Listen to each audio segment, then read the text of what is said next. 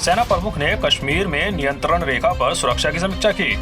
कश्मीर घाटी में अपनी 2 दिवसीय यात्रा के दूसरे दिन सेना प्रमुख COAS जनरल MM नरवणे ने नियंत्रण रेखा पर सुरक्षा की स्थिति की समीक्षा की। COAS ने उत्तरी सेना commander lieutenant general YK Joshi और Chinar corps commander lieutenant general DP Pande के साथ संरचनाओं और इकाइयों का दौरा किया, जहां स्थानीय कमांडरों ने COAS को मौजूदा सुरक्षा स्थिति और मिलिटेंट्स द्वारा घुसपैठ रोकने के लिए किए गए उपायों के बारे में जानकारी दी। सेना प्रमुख ने सभी सरकारी एजेंसियों को क्षेत्र में शांति बनाए रखने और कोविड-19 महामारी के प्रसार का मुकाबला करने के लिए पूरे दिल से लोगों तक पहुंचने के लिए बधाई दी।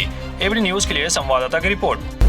The other activities that they are indulging in, that is the terror infrastructure which is there on the other side of the LC, the terrorist camps, the terrorists, that continues.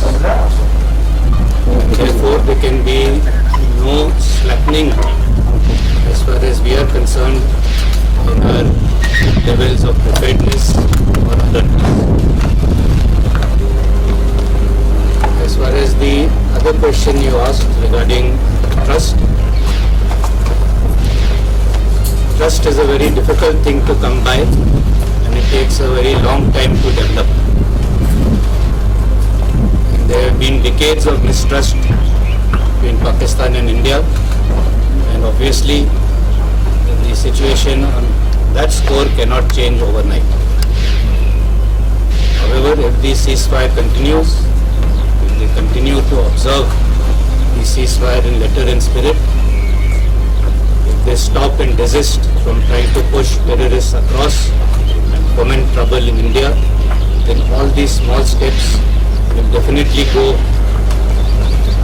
incrementally to build up that level of trust between the two countries. So as I said, the onus is entirely on Pakistan to build up whatever we have achieved so far. I think I just made a slight mention of it in the previous answer. I think after such a long time, we have reached a situation where peace and tranquility prevails, where people are able and in a position to pursue their dreams and their aspirations. So my message to not only the youth but to everyone would be that it is only if we have peace and tranquility can there be development. And only if there is development will we be able to all prosper together. And therefore we should shun this path of violence. It does not get you anywhere. You just have to see outside how the world has moved on, how India has moved on, and therefore embrace the future. And the world over, the future lies in shunning violence. And if you do that, it will only hasten the process of ushering a new era of development and prosperity